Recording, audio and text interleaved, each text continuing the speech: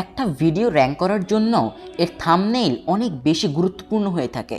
How to make a thumbnail লিখে ইউটিউবে search করলে আপনি অনেকগুলো থাম্বনেইল বানানোর ভিডিও পেয়ে যাবেন।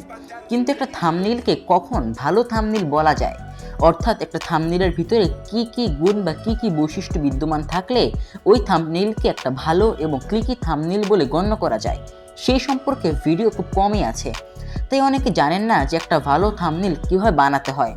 তাই আজকে আমি আপনাদেরকে জাস্ট 3টা সিম্পল রুল সম্পর্কে বলবো, যার মাধ্যমে আপনি ভালো থাম্বনেইল বানাতে পারবেন।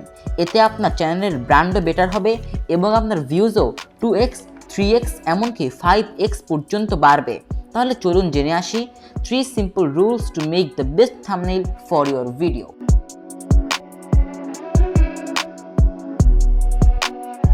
আমি তো এখন আপনাকে ভালো থাম্বনেইল বানানোর 3টা রুল বলেই দিব, কিন্তু এই রুলগুলা সঠিকভাবে ইউজ করতে হলে আপনার আরও কিছু জিনিস সম্পর্কে জানতে হবে, যা আমি এই ভিডিও শেষ নাগাদ বলে দিব। আর সেই জিনিসগুলো সম্পর্কে না জানলে সুন্দর সুন্দর থাম্বনেইল বানিয়ে আপনার কোনো ফায়দা হবে না। তাহলে আর কথা না বাড়িয়ে সরাসরি ভালো থাম্বনেইল বানানোর 3টা রুল সম্পর্কে জানা যাক। Rule number 1, big face and appropriate expressions. তো এই থাম্বনেইলগুলোকে দেখুন, এগুলোর মধ্যে কোন জিনিসটা সিমিলার আছে বলেন তো? Big face and appropriate expression. আপনি আপনার ভিডিওর সিটিআর বাড়াতে চান, কিন্তু আপনার ভিডিওতে কারা ক্লিক করবে? মানুষই তো ক্লিক করবে, তাই না? এবং আমরা তাদের সাথে হিউম্যান এলিমেন্টসের সাহায্যেই বেশি করে যুক্ত হব। দর্শক যখন থাম্বনেইলের ভিতরে একটা ফেস দেখবে, তখন তার ভিতরে একটা কিউরিয়াসিটি আসবে। বেশিরভাগ মানুষ তো মোবাইলে ইউটিউব দেখে, মোবাইলে থাম্বনেইল কিন্তু অত বড়ও হয় না, ছোটই হয়। এমন অবস্থায় আপনি যদি আপনার থাম্বনেইলের ভিতরে একটা বিগ ফেস এবং একটা সঠিক এক্সপ্রেশন দেন, তবে দর্শকরা তার প্রতি আগ্রহী হবে। মনে করুন 10 জন লোক থাম্বনেইলে তাদের সাধারণ ফটো দিয়ে রেখেছে, কিন্তু আপনি যদি এই অবস্থায় একটা সঠিক এক্সপ্রেশন দেন এবং একটা বিগ ফেস দেন, তবে you will win the click. Tawhid Afridi, রাফসান্দা ছোট ভাই, এরা এই কথা সবচেয়ে বড় উদাহরণ। তাহলে নোট করে নিন যে রুল নাম্বার 1 হলো বিগ ফেস এবং অ্যাপ্রোপ্রিয়েট এক্সপ্রেশন। এবার কথা বলা যাক রুল নাম্বার 2 নিয়ে, বিগ বাট শর্ট ফ্রেজ। এই কথাটার 2টা অংশ রয়েছে। প্রথম অংশ হচ্ছে শর্ট ফ্রেজ। এর মানে আপনি একটা থাম্বনেইলে যে টেক্সটগুলো ব্যবহার করবেন তা যত ছোট হবে ততই ভালো হবে। সাধারণত 3টা থেকে 4টার বেশি শব্দ রাখা উচিত না, কিন্তু আপনি চাইলে 5টাও রাখতে পারেন। তবে এই অল্প কয়টা শব্দ এমন হতে হবে যাতে কেউ একজন আপনার থাম্বনেইল দেখে তাতে ক্লিক না করে আর থাকতে পারবে না। এই শব্দগুলি ডিসাইড করবে দর্শক আপনার ভিডিওতে ক্লিক করবে নাকি করবে না।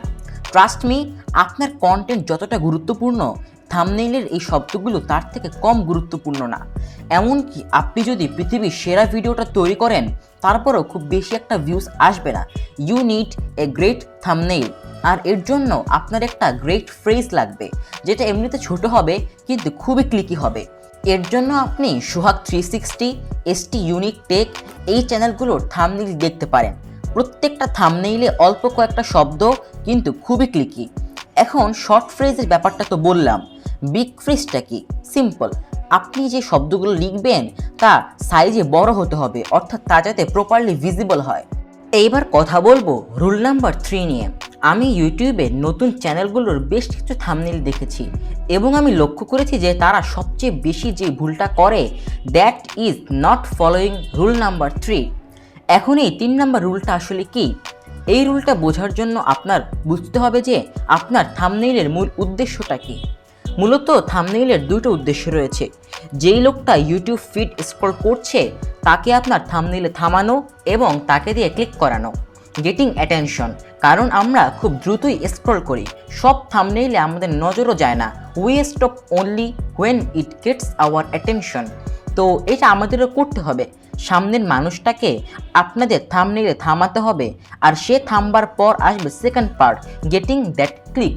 এই অবস্থায় আপনার থাম্বনেইল ও আপনার টাইটেলের কম্বিনেশনে ডিসাইড করবে যে আপনি ক্লিকটি পাবেন নাকি পাবেন না।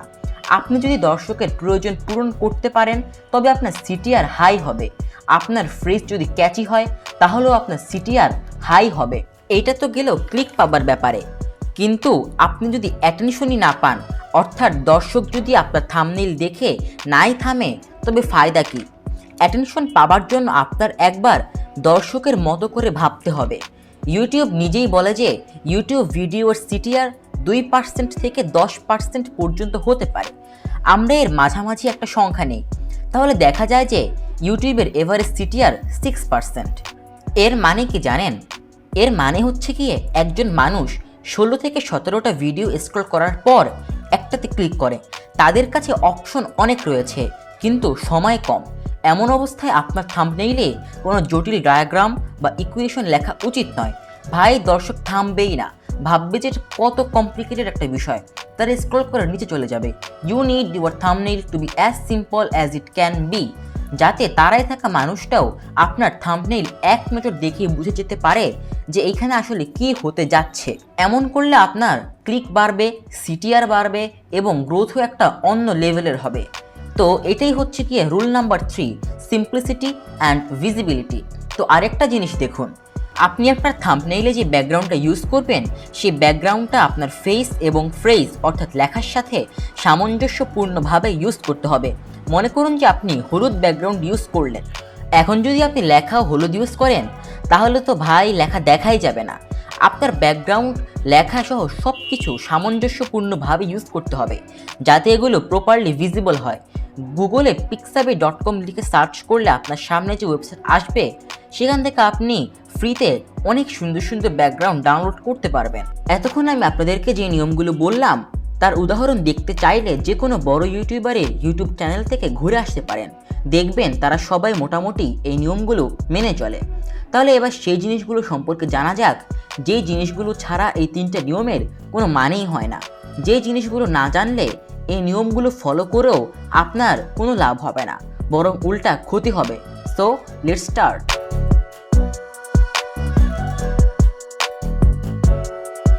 কি টাইটেল দেখে চিন্তায় পড়ে গেলেন যে এতক্ষণ এত কথা বলে এখন বলছি যে এই রুলসগুলো যাতে ইউজই না করেন?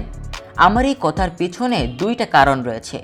প্রথম কারণটা হচ্ছে আমি এই ভিডিওতে আপনাদের যে 3টে রুলস বললাম, আপনি এই 3টা রুলসকে আপনার থাম্বনেইল বানানোর প্রথম পদক্ষেপ হিসেবে নিতে পারেন। This is not something that binds you. বিষয়টা এমন না যে আমি আপনাকে 3টে রুলস বললাম, আপনি এই 3টে রুলসই ফলো করবেন। আমি মূলত আপনাকে এই 3টা রুলসের পিছনের লজিকটা বোঝাতে চেয়েছি যে একটা ভালো থাম্বনেইলে কি কি জিনিস থাকে, অ্যাটেনশন পাওয়ার জিনিসগুলোই বা কি কি, যে simplicity, catchy and so on. এই ভিডিওতে প্রত্যেকটা রুলের পিছনে আমি আপনাকে লজিক বলেছি, আপনি সেই লজিকের প্রতি বেশি গুরুত্ব দিন। এই সব কিছু মাথায় রেখে নিজের গ্রেট থাম্বনেইল তৈরি করুন। ভাই, এক্সপেরিমেন্ট করুন, এক্সপেরিমেন্ট, যে দেখুন কোন ধরনের থাম্বনেইলে বেশি ভিউ আসে এবং সেটা ইউজ করুন। এখন তো আবার এইটা বলেন না যে আমি ভালো থাম্বনেইল তৈরি করতে পারি না। এই যে ভাই দেখুন, এটা হচ্ছে আমার প্রথম থাম্বনেইল, এটা কি ভালো? ভালো না। তখন তো আমি থাম্বনেইল ব্যাপারে এত কিছু বুঝতামও না, কিন্তু এখন তো আমি অ্যাটলিস্ট এইটা বুঝি যে কোন ধরনের থাম্বনেইলে বেশি ভিউ আসতে পারে। সময় লাগবে, বাট নিজেকে ইমপ্রুভ করতে হবে। আর দ্বিতীয় কারণটা হচ্ছে গিয়ে সকল ধরনের থাম্বনেইলে এই 3টা রুল প্রযোজ্য না। এমনকি কিছু কিছু থাম্বনেইলে যদি আপনি এই 3টা রুল ইউজ করেন তাহলে আপনার ক্ষতিও হতে পারে। আমি তো আপনাকে জাস্ট একটা বেসিক টেমপ্লেট বললাম, কিন্তু মনে করুন কেউ যদি কোনো মোবাইলের রিভিউ দেয় তাহলে সেইখানে ফেস থেকে মোবাইলের উপরে বেশি ফোকাস করলে থাম্বনেইল দেখতে ভালো লাগে। আবার কিছু কিছু থাম্বনেইলে তো টেক্সটের কোনো প্রয়োজনই পড়ে না। তবে মূল বিষয়টা হচ্ছে গিয়ে থাম্বনেইল বানানোর কোনো একটা ফর্মুলা না, বরং অনেকগুলো ফর্মুলা রয়েছে। তাই আপনি নিজের ক্রিয়েটিভিটি ব্যবহার করে এক্সপেরিমেন্ট করুন এবং ভালো থাম্বনেইল তৈরি করুন। কিন্তু ভাই, এখন তো প্রশ্ন একটাই থেকে যায় যে আমরা এত কষ্ট করে এত সুন্দর সুন্দর থাম্বনেইল তৈরি করি, কিন্তু ইউটিউবে তো ভাইরাল হয় আলতু ফালতু থাম্বনেইলওয়ালা ভিডিও, এটা কেন? এর উত্তর আমি আমার নেক্সট কোনো ভিডিওতে বলবো।